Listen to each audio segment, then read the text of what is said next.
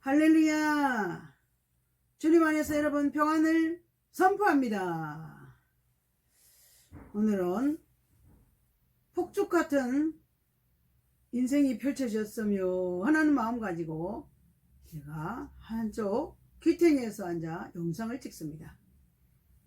뒤에 폭죽은 저기 부산의 광안리 바다에서 직접 찍은 겁니다. 멋있죠? 우리 인생에 이 암울한 코로나 시대지만 폭죽 같은 삶이 일어났으면 좋지 않겠습니까? 사랑하는 여러분, 제가 지난주에 시애틀에서 성령의 불 가진 천사가 저와 함께 동역한다는 불에 대한 말씀을 전했습니다. 그리고 샌프란시스코에서 마치고 시애틀을 와서 또 시애틀에서 남은 일정 동안에 집회를 하는데, 사랑하는 여러분, 고난이 인생의 끝이 아닙니다. 고난 뒤에는 하나님이 또 준비하신 계획들이 있는 것을 저는 말씀드리고 싶습니다. 사랑하는 여러분, 제가 미국에 그 목사님이, 우리를 초청하신 목사님이 한국에서 수십 년 목회를 잘 하셨습니다.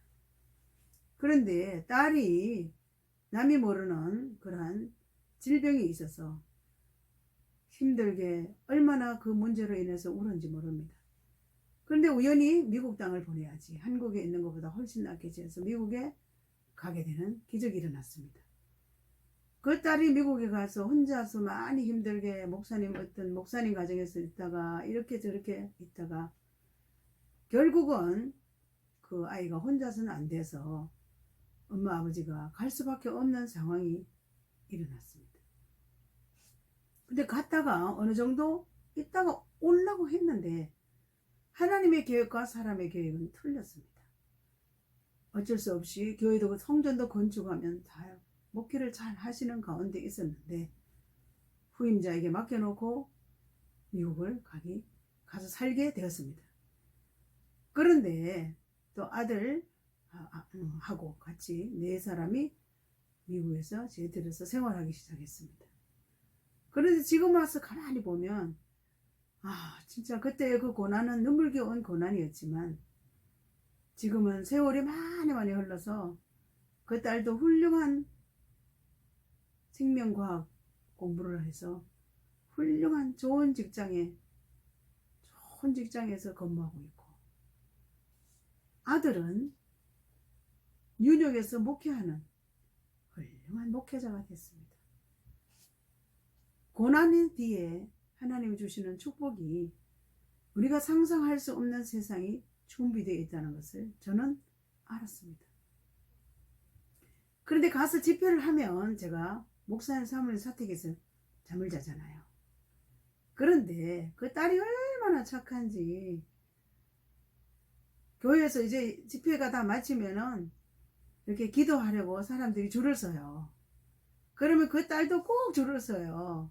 그럼 다른 장로님들이 아유 그냥 집에서 계실 때 기도해 달라지 꼭 교회에서 우리 기도 받으려는데 줄 서 막 이렇게 하면서 그런 모습이 너무 순진했어요. 아니에요, 저는 교회에서 같이 예배드리고 기도 받아야 돼요, 막 이렇게 하는 순수하고 신실해요. 얼마나 잘 살고 있는지 모릅니다. 그런데 그 딸에게는 마음이 슬픔이 있지 않겠습니까? 자기가 몸이 남들이 같지 않은 질병이 있어서 미국 땅 와서 그 많은 세월 어릴 때부터 와서 고생을 했기 때문에 슬픔이 있었는데, 어느 날 집회 시간에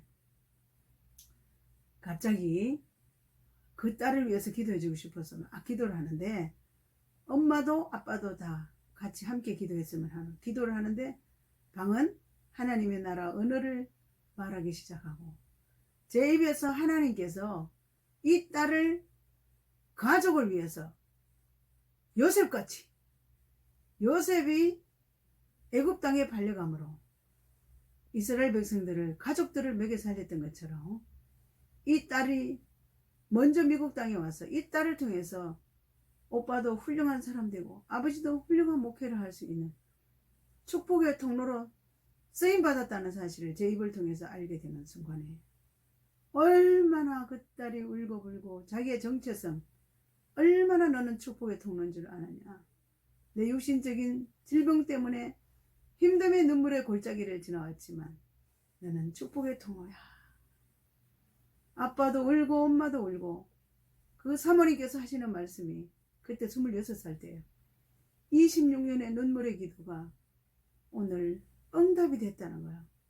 왜냐고요? 딸이 그런 자신의 정체성이 축복의 통로라는 사실을 오늘 확인을 했고 하나님을 강력하게 만났던 그날을 지금도 저는 기억합니다. 그래서 이런 찬송하고 싶어요. 주님 말씀하시면 내가 나가리다. 주님 뜻이 아니면 내가 멈춰서리라.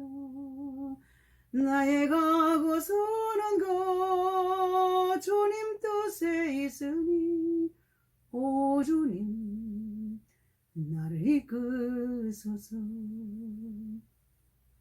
주님 말씀하시면 내가 나가리다. 주님 뜻이 아니면 내가 멈춰서리다. 나의 가고 서는 것 주님 뜻에 있으니 오 주님 나를 이끄소서. 뜻하신 그곳에 나 있기 원합니다. 이끄시는 대로 순종하며 살리니 연약한 내 영혼 통하여 일하소서. 주님 나라와 그 뜻을 위하여 오 주님 나를 이끄소서. 할렐루야. 주님 뜻이 있기에 우리의 인생이 주님 뜻 가운데 인도하심을 받는다는 사실을 반드시 기억하시기를 바랍니다. 그래서 목사님도 훌륭하게 목회 잘하시고 지난해죠? 몇 달 전에 한국에 2달 동안 안식년을 들어오셨는데 제가 가서 받은 사랑도 엄청나지요. 그런데 하나님께서 제 마음속에 이분들을 지극정성으로 잘 섬기려 해서 제가 저기 여수고 한 바퀴 돌면서 최선을 다해서 제가 있는 힘을 다해서 섬겼습니다. 왜냐고요? 그들의 삶에 많은 고난과 힘듦이 있었지만 미국에 살면서도 한국식으로 목회를 해요. 새벽기도, 예배, 온전하게 하나님 앞에서의 삶을 사는 모습이 너무나 존경스러워요. 그 아드님이 또 아버지처럼 그렇게 신실하게 뉴욕에서 목회를 하는 모습, 그리고 손녀 3명이나 눈물겨운 골짜기, 남들이 모르는 인생의 슬픔들이 있었으나 오직 믿음으로 사는 사람들은 하나님이 하시는 일이 반드시 있기 때문에 하나님이 하시는 일을 시종은 청량할 수 없는 그 하나님의 은혜만 여러분 놓쳐버리지 아니하시면, 혹시나 여러분 삶 가운데 여러분만이 가지고 있는 고난이 있습니까? 힘내십시오. 우리는 고난으로 인생이 끝나는 거 아닙니다. 반드시 고난 뒤에 주실 축복을 기대하며 반드시 고난 뒤에 주시는 저 폭죽에 인생이 준비되어 있다는 사실을 제가 말씀드리고 싶습니다. 그래서 시애틀에서도 얼마나 사랑받고 얼마나 대접받고 한인들의 그 눈물겨운 사랑은, 그리고 제가 사역할 때 뭘 특별한 게 하는 게 아닙니다. 붙들고 기도하면 제 입에서 사랑합니다 나의 예수님 하면 장로님이 막 의자 밑에 들어가서 울기 시작하는 거예요. 왜? 늘 사랑합니다 나의 예수님 사랑합니다 그 찬송을 하고 살았는데 갑자기 강사님이 사랑합니다 그 찬송으로 고백하며 살아라 하는 순간에 하나님이 살아계신다고 눈물을 흘리며 행복해하는 모습, 저는 사역할 때마다 많이 느낍니다. 사랑하는 여러분, 하나님은 살아계십니다. 하나님 우리 인생들에게 주신 고난 반드시 극복할 수 있는 능력까지 주십니다. 고난의 뒤편에 주님이 주실 축복 기대하며 2022년 이 코로나 시대를 잘 견디면서 반드시 승리하며 나중에 하나님이 주신 축복이 이런 열매 주렁주렁 맺혀나라고 감동하고 감격할 날을 기대하며 살아가시기를 다시 오실 예수 그리스도 이름으로 축복합니다. 할렐루야 아멘.